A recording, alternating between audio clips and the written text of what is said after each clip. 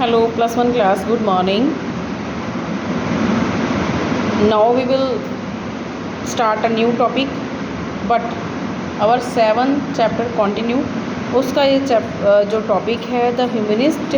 View of history. Humanist thought, जो मानवतावादी थे वो सोचते थे दैट दे वर रीस्टोरिंग, वो दोबारा से जुटा पाएंगे true civilization after centuries of darkness, एक सच्ची सभ्यता सिविलाइजेशन इस डार्कनेस की सदियों के बाद. फॉर दे बिलीव्ड, उनका विश्वास था दैट अ डार्क एज, ये जो अंधेरा युग है, had set in after the collapse of Roman empire, ये स्थापित हुआ था रोमन साम्राज्य की समाप्ति के बाद. फॉलोइंग दैम लेटर, जो स्कॉलर थे, unquestionably assume that a new age,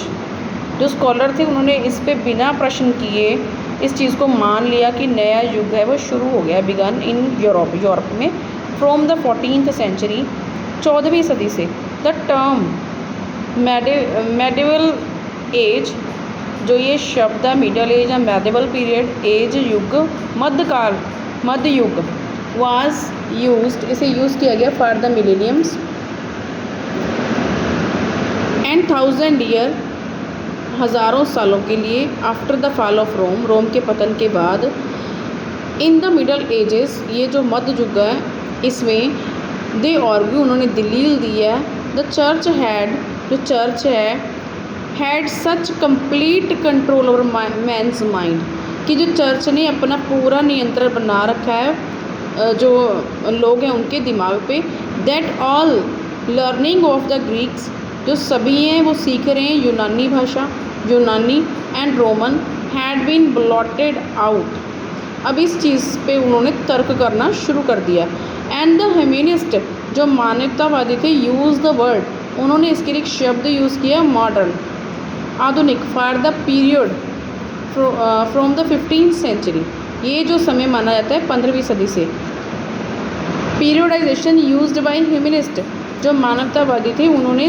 जो पीरियडाइजेशन की है. एंड बाय लेटर स्कॉलर्स, और जो बाद वाले स्कॉलर्स थे उन्होंने. 5th to 14th सेंचुरी है, इसे मिडल एज कहा जाता है, मध्य युग. 5th to 9th सेंचुरी है, 5वीं से 9वीं सदी तक डार्क युग. एंड 9 to 11th सेंचुरी है अर्ली मेडिवल एज, पूर्व मध्यकाल, मध्य युग. 11 to 14 लेट मिडल एजेस, बाद वाला मध्यकाल.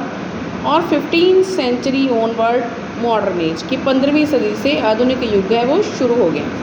रिसेंटली, वर्तमान जो हिस्टोरियंस हैं, इतिहासकार हैं, हैव क्वेश्चंस, उनका ये क्वेश्चन है, दिस डिवीज़न, इस डिवीज़न के ऊपर, इस वंड के ऊपर प्रश्न वो लगाते हैं. विद मोर रिसर्च, और ज़्यादा जो खोज करने के बाद, being done and more being found out about the Europe in this period, and scholars are increasingly reluctant to make the sharp division, जो स्कॉलर्स हैं, विद्वान हैं, इंक्रीजिंगली, उनकी जो रिलिक्वेंट मीन अनविलिंगली, वो चाहते हैं make sharp division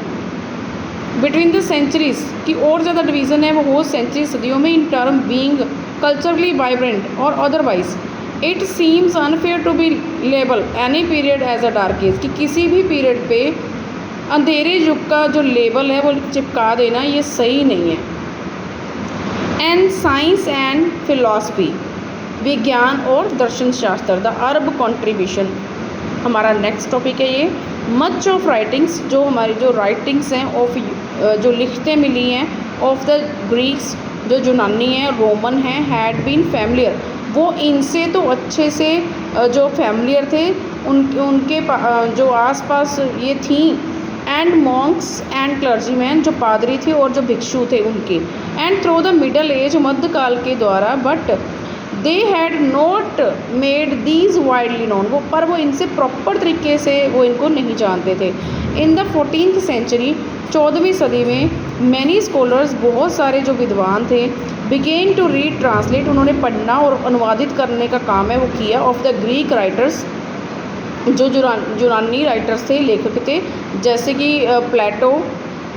and Aristotle, अरस्तु, एंड फॉर दिस दे वर इंडेबिटेड, तो इसके लिए वो कर्जदार मानते हैं अपने आप को, not to their own scholars, जो उनके खुद के विद्वान हैं उनका नहीं, and but for the Arab translator, जो अरब के जो ट्रांसलेटर थे, अनुवाद करने वाले थे, उनके कर्जदार वो अपने आप को मानते हैं, हु हैड केयरफुली प्रिजर्व, जिन्होंने इनको ध्यान से संभाल के रखा, एंड ट्रांसलेट, और इनको ट्रांसलेट किया, अनुवादित किया, एंशिएंट मैन्युस्क्रिप्ट को, ये जो पुरातन जो मैन्युस्क्रिप्ट थी हाथों से लिखा हुआ इतिहास था उसको, and Plato was Aflatoon and Aristotle Arastu in Arabic, जो प्लेटो है उसे अफलातून कहा जाता है, and Aristotle Arastu in Arabic, while जबकि सम यूरोपियन स्कॉलर्स, और भी जो यूरोपीय स्कॉलर हैं, विद्वान हैं, रीड ग्रीक, उन्होंने जो यूनानी भाषाएं पढ़ी, इन अरेबिक ट्रांसलेशन, अरबी भाषा में उनका अनुवाद करके, and the Greek translated work, जो यूनान का अनुवादित किया वो वर्क था, ऑफ द अरेबिक, अरबी भाषा में, एंड पर्शियन स्कॉलर, जो फारसी के स्कॉलर थे, विद्वान थे, फॉर फर्दर आगे ट्रांसमिशन टू अदर यूरोपियन, उन्होंने इसको आगे जो ट्रांसमिशन किया दूसरे जो और यूरोपियन थे उनको, एंड दीज वर वर्क, ये जो काम था, ऑन द नेचुरल साइंस, कुदरती विज्ञान पे, मैथमेटिक्स गणित पे, एस्ट्रोनॉमी पे, मेडिसिन पे, एंड केमिस्ट्री पे, and Ptolemy as अल्मागेस्ट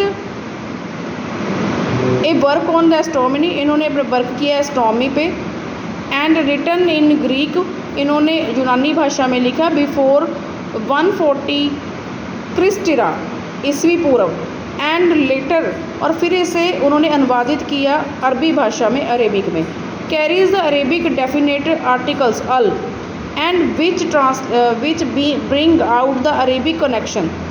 and among the Muslim writer, जो मुस्लिम राइटर्स थे, लेखक थे, who were regarded as men of wisdom in the Italian world were Ibn Sina, in Latin Ibn Sina an Arab physician, जो इबन सिना थे ये एक Arab physician थे, and philosopher, दर्शन शास्त्री थे, और बुखारा के in the Central Asia, and Al Razi author of medical encyclopedia, ये जो अल राजी थे ये राइटर थे, लेखक थे मेडिकल एनसाइक्लोपीडिया के,